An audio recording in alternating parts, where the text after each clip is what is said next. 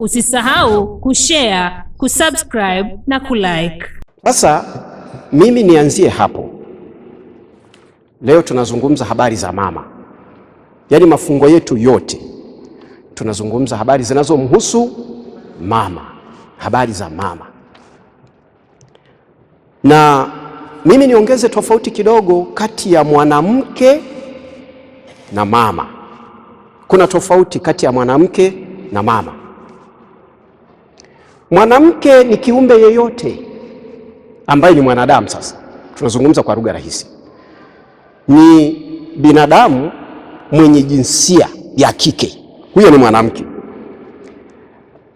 Lakini mwanamke huyu anaweza kuwa mama ama asiwe mama, kwa maana ya kwamba si wanawake wote wana sifa za kuwa mama, kwa sababu mama ni cheo, mama ni hadhi, na tumekwenda mbali zaidi.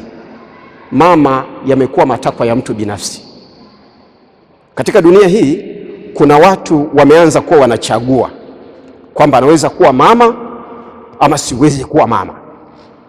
Yaani ana machaguo, anaweza akakubali ama akakataa kuwa mama. Tumsifu Yesu Kristo. Kuna watu wanachagua kuzaa ama kutozaa, ambayo kimsingi ni moja ya sifa ambazo zinampa hadhi huyu mwanamke aitwe mama. Hiyo ni moja. Nimesema ni moja ya sifa. Unaweza kuna mtu ambaye hajazaa lakini ana hadhi ya kuitwa mama kwa sababu ya yale majukumu. Moja ya majukumu tumesema ni kuzaa. Kama hajazaa, zile sifa za ulezi na utunzaji wa uhai anazo. Kama anazo, hata kama tumbo lake halijabarikiwa kuwa na mtoto, huyu ana sifa za kuwa mama. Sasa tusiende sana huko, tuangalie tu kwamba kuna mamlaka ambayo mwanamke amepewa na Mungu. Kwa lugha rahisi, napenda kusema mwanamke aliye na madaraka na madaraka yaliyo na mwanamke. Madaraka yaliyo na mwanamke ni vyote ambavyo amepewa mwanamke ambavyo mtu mwingine hawezi kupewa. Kina mama wengi mnakosea kutafuta haki sawa. Ni makosa makubwa. Kuna mama mmoja amenikazia jicho. Yaani ni kwamba ni makosa makubwa mwanamke kupambana kutafuta haki sawa. Swali linakuja, haki katika nini? Kwa sababu tukienda kwenye ubinadamu, mwanamke ni sawa na mwanaume. Sijui unanielewa vizuri mama? Yaani wewe mwanamke, tukienda kwenye ubinadamu, hakuna kinachokupungukia ili kumsimamisha mwanaume na ukamsimamisha mwanamke. Wote hawa wanadamu ni sawa, isipokuwa katika majukumu ya msingi ambayo yanamfanya aitwe mama. Mama, unanielewa vizuri? Mwanaume hawezi kubeba mimba hata ufanyeji. Mwanaume hatajifungua kwa uchungu. Unanielewa vizuri? Sasa kuna mambo mengine ambayo tumekwenda kushindana kati ya wanawake na wanaume. Huyu anaambiwa umpende mme wako, huyu anaambiwa umtii mme wako. Tukifika kwenye kona hiyo inakuwa njia panda, ila ni agizo la Mwenyezi Mungu. Kwa sababu swali la kibinadamu, huyu mwanamke anauliza, je, nitii mpaka lini? Je, akinifanyia hiki? We mama, si mtu wa kwanza kuuliza swali hilo. Hata 7 mara 70 ndio jibu hilo linakuja, kwamba akikufanyia nini mme wako ama mwenza wako usitii. Tunarejea pale pale, ni kutii tu. Sasa ukisema neno hilo kwa wamama wenye akili timamu, mpaka uwe Waswahili wanasema uwe umekaza fuvu, akili ziwe kama zimeruka kidogo. Amenizalia mtoto nje ya ndoa, ni mtii. Unaanza kuulizwa maswali na wamama. Amemjengea mtu nyumba nyingine mimi nateseka na watoto, nitii. Kristo anatutaka kubeba misalaba inayoumiza ili kufikia utukufu. Kristo anatupima katika misalaba inayoumiza. Na bahati mbaya sana, sijaingia kwenye somo hili, bahati mbaya sana familia zetu sisi tunaoitwa waombaji zina majaribu makubwa kuliko familia za watu wa mataifa. Sijui kama unanielewa vizuri. Yaani ukilinganisha familia ya mama anayesali sana na familia ya mpagani ama mganga wa kienyeji, unaweza kuona familia ya mganga wa kienyeji inaishi kwa amani Alafu familia ya Mkristo ambaye anafunga novena za nguvu kabisa za Mtakatifu Rita wa Kashia kila siku inapigwa. Unanielewa vizuri? Kwa sababu katikati ya mateso na maumivu huwa kuna utukufu. Ila sasa alivyoumbwa mwanadamu anauangalia upande wa pili, anataka aufikie utukufu bila kusota. Kwa upendo wa Kristo. Sasa tumwangalie mwanamke wa kusudi. Mwanamke wa kusudi. Mwanamke mwenye kusudi ni yule aliyepewa jukumu la kubeba na kuthamini uhai.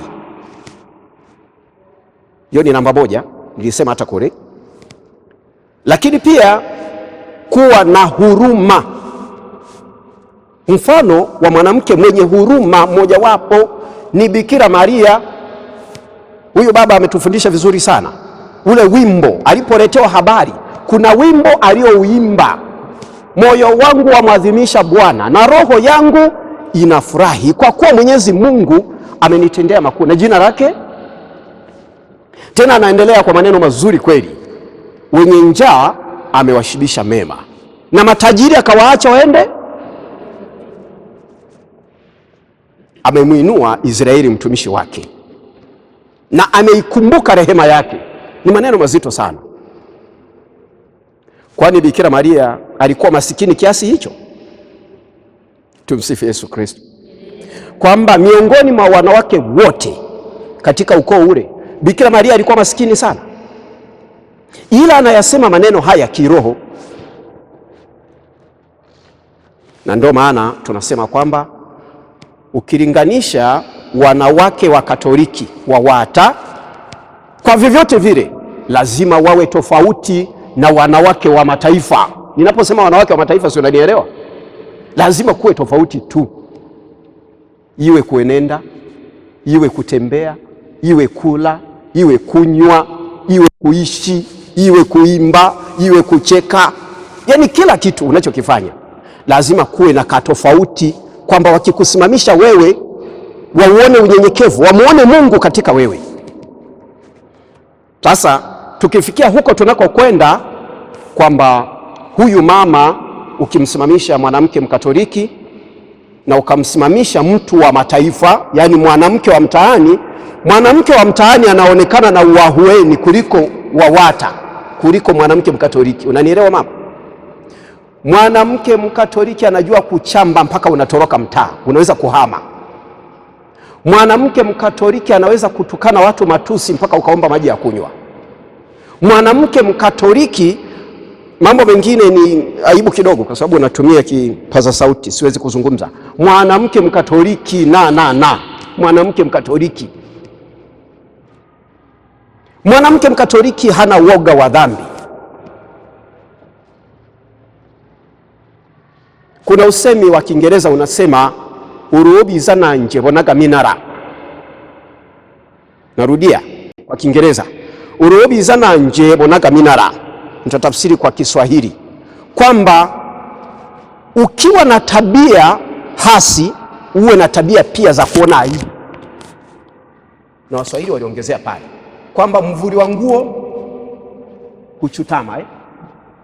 Sasa wewe una tabia mbovu na aibu haipo, ni binadamu gani? Tumsifu Yesu Kristo. Hii ni mifano tunatoa, sio kwa wamama hawa. Nyie mko vizuri. ni kwa wamama wengine wa huko nilikopita.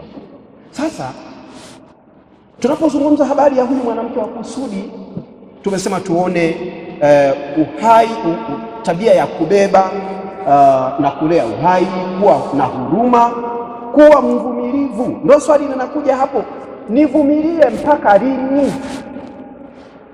Na maswali yanakuja, huyu mama anakuuliza, unajua ninavyoumia, unajua ninavyoteseka, unaniambia nivumilie? Mwanamke sasa, sisi tunaambiwa na Kristo, atakayevumilia mpaka mwisho ndiye atakayefanyaje? Atakayeokoka.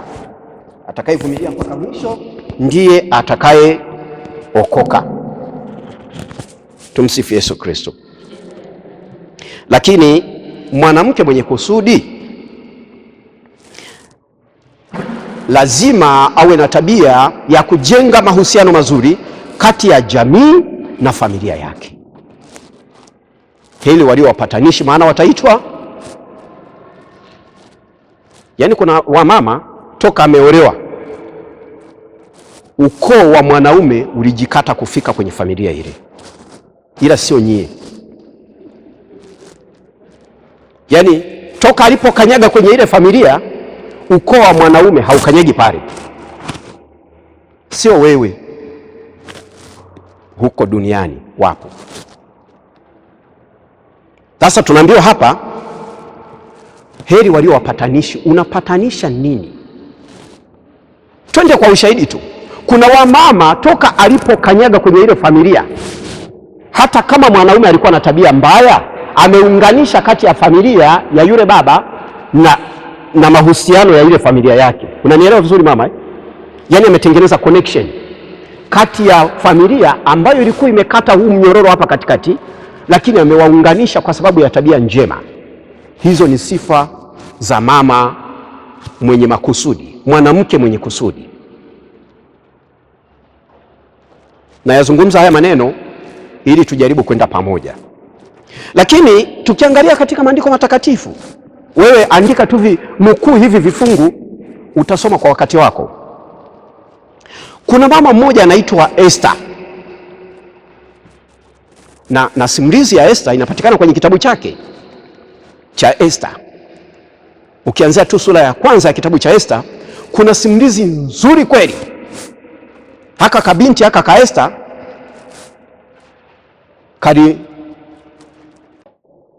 huyu mama aliichezea ndoa yake, kakamchukua. Ila sisemei nyie mkachukue huko, pana, natolea mfano. Ni kwamba kuna mfalme mmoja aliitwa Ahasuero. Ahasuero alikuwa ni mmoja wa wafalme wenye nguvu kabisa. Alikuwa na tabia za kusherekea kama birthday hivi ya mke wake, akatengeneza sherehe nzuri kabisa. Sasa ameandaa vinono na kila kitu pale, akawaamuru wale watendakazi wake wamwambie sasa Malkia apite mbele za watu, kwa sababu ndio mgeni wa heshima kwa siku hiyo. Huyu mke wake ambaye aliitwa Vashti akasema, asiniharakishe, nitakuja. Unanielewa eh? Usifikiri kwamba kuna dhambi mpya, kila dhambi ina asili yake huko. Akasema asiniharakishe, nitakuja. Akatuma kwa mara ya pili, haka Kavashti kakarudia kauli ile ile. Kwa kizungu atizoni kangirija na kuiza. Sasa kilichofanyika ni kwamba Ahasuero, kwa sababu ameaibika mbele ya wageni wale na kulikuwa na wazee, akawauliza kwamba jamani, nifanyeje juu ya haya aliyoyatenda mke wangu? Wale wazee wenye hekima wakamshauri kwamba mwanamke huyu anapaswa kuachwa. Inatufundisha nini? Katika maandiko kote huko utapita, hakuna sehemu ambapo mwanamke alinyooshwa kwa kupigwa ngumi. Na nielewa mama, hakuna andiko lolote. Haya ni maamuzi ya kipagani na ushetani kwamba leo kitaeleweka, mmekabana makoo. Na kuna wanawake wa babe, wanamwaga mboga, yeye anamwaga ugali mpaka kieleweke ndani. Na kuna hasira za kina mama wengine ambao akichukia anaanza kuvunja TV ambazo wametafuta kwa miaka mitatu wakanunua. Anavunja mabakuri ya udongo, anavunja chupa za chai ndani mpaka kieleweke. Alafu hasira ikishuka, shetani akishajiondoa, anamwacha yeye na akili yake. Sasa anaanza kuona nimekosa pakulia, nimekosa pakupikia, masufuria nimeyabonyeza, nimeyafinyanga ndani. Akili ndio inakuja. Kosa lile lile la kina Adamu, akili inakuja, tayari ameshakosea. Kuna kina mama wa namna hiyo, na uombe Mungu sana usiwe na maamuzi ya hivyo. Tunaambiwa hata ukiwa na hasira usitende dhambi kwa upendo wa Kristo. Kwani mnasinzia? Hebu nyosha mkono. Tumsifu Yesu Kristo. Ni kwamba baada ya kuachwa Vashti aliyeonyesha kiburi mbele ya mume wake, huyu mfalme akatangaza tenda kama ya ujenzi wa daraja kwamba jamani, mwanamke yeyote anayetaka kuolewa, na tamaduni ya maeneo yale walikuwa wanapitishwa mabinti wengi kwenye kura za maoni. Sasa kuna kadada kamoja ambako kalikuwa hakajui hata kujiremba, unanielewa? Kitabu cha Esther, nenda kakisome, kina simulizi, kanaitwa ka Esther, ambako miongoni mwa wale mabinti ambao walikuwa wanapita pale kwa mfalme, kenyewe kakawa ka mwisho. Tena kamesuka nywele za twende kilioni, alafu kamepitiliza kutoka tu shambani, na kenyewe kakajipangamo kwenye foreni kwenda kwa mfalme, labda anaweza kukaona.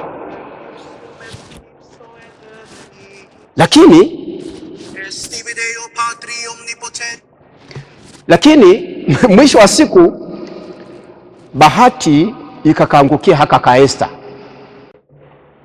Tumsifu Yesu Kristo. Siendi sana huko, ila kwa kusema haya kuna kitu unajifunza.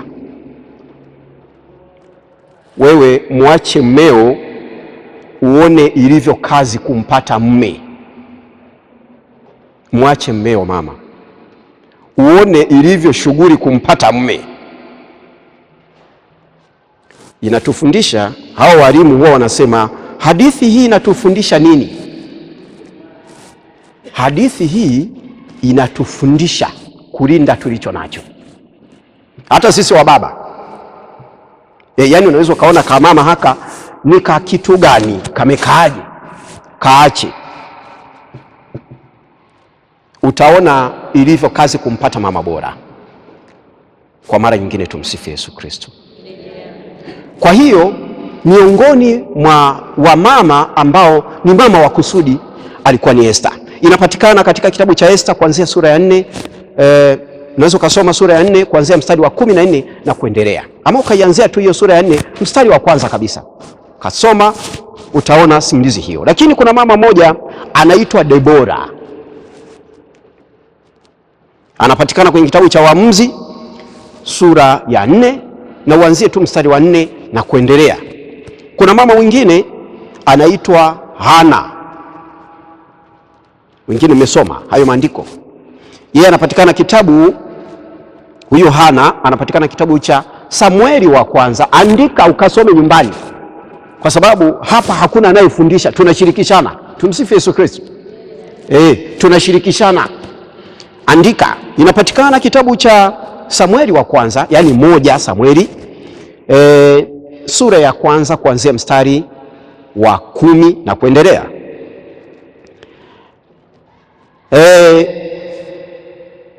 Kuna mifano ya wanawake walioziombea familia zikanyooka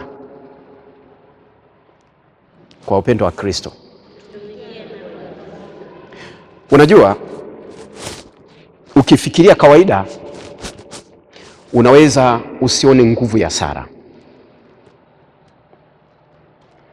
Maswali yale kwamba unajua nilivyoomba, niombe mpaka lini? Nimeomba mno, huu mwaka wa 2. Maneno hayo huwa tunakutana nayo mtu anakusimulia kwamba unajua nilivyoomba, niombe mpaka lini, ama niombeje? Ikifikia hapo, ujue mtu huyu, wanasaikolojia wanasema, ujue ana jirid, yani ameanza kujikataa, moyo wake uko vacuum, hauna kitu. Ikifikia hapo, ndugu yako akianza kukwambia hivyo, jua anaelekea njia nyingine. Unanielewa mama anaanza kutafuta namna ya kumsaidia Mungu. Kuna watu wanasema, na sijajua maandiko hayo yameandikwa wapi, kwamba Mungu amesema jisaidie nami nitakusaidia. Mmeyasikia huko mtaani Yaani huwa anajaribu kuyatafuta, yameandikwa wapi haya mnayotuleteaga ya kwamba jisaidie na Mungu atakusaidia? Wapi? Imeandikwa wapi? Labda mimi mchanga kimaandiko, tusaidiane wenzangu. Wapi ambapo wewe unaweza ukamsaidia Mungu? Huyu mwalimu aliyetoka wakati huu ametufundisha kwamba, sijui wengine wamesahau, kwamba Mungu anaingilia kati wewe unapokomea. Yaani mwisho wako, akili yako ikigota, Mungu ndo anaanzia hapo. Sasa akili za kumsaidia Mungu zimetoka wapi wewe ndugu yangu? Kuna dini za wenzetu, sizisemi kwa sababu huko sauti inasikika, wao wanakwambia kwamba wako tayari kufa, yani wako tayari kufa na kuua kwa ajili ya Mungu wao. Lakini sisi, Kristo anatufundisha yeye amekufa ili sisi tuishi. Ngoja nizungumze kwa lugha rahisi hili, ni kwamba mwanadamu anaishi kwa sababu Kristo alikufa, na Kristo amezaliwa ili mwanadamu asife. Lakini wanadamu tunataka kufa ili Kristo aishi, kitu ambacho hakipo. Mateso ya Kristo yameandikwa mpaka yatimie.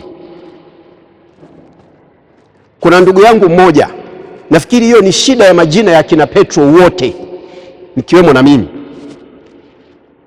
Yeye alisema kwamba Bwana haiwezekani kufa, na wakati imeandikwa Kristo amekaa naye muda wote, anamwambia kwamba imeandikwa siku moja nitakufa, nitafufuka, nitarudi kwa Baba. Lakini anamwambia Bwana haiwezekani, mpaka dakika ya mwisho anakata watu masikio, anapinga kufa kwa Kristo. Amesahau kwamba hilo ni agizo na amezaliwa kwa ajili ya hayo. Yaani kuna kausemi ambako kametembea sana, kwamba ukifiwa option ni hizi: kuzika ama kufanyaje? Na wananzengo waga tunauliza, wanazika ama wanasafirisha? Sasa swali linakuja kwamba wewe mwenzangu, unazika ama unasafirisha? Hakuna majaribu ambayo yanakuja kwa bahati mbaya. Kila jaribu ambalo linakuja linakuwa limeratibiwa na Mungu, liwe zuri liwe baya. Ukiliona jaribu baya, ujue Mungu ameruhusu ya kutokea hayo. Ndio maana kwenye kitabu cha Maombolezo mwandishi anasema kwamba mimi ni mtu niliyeona mateso kwa fimbo na ghadhabu yake. Amenichakaza sijui na kufanyaje, amenifunga minyororo mizito hata siwezi kutoka. Analia, lakini mwishoni anajipa moyo. Usisahau kushare, kusubscribe na kulike.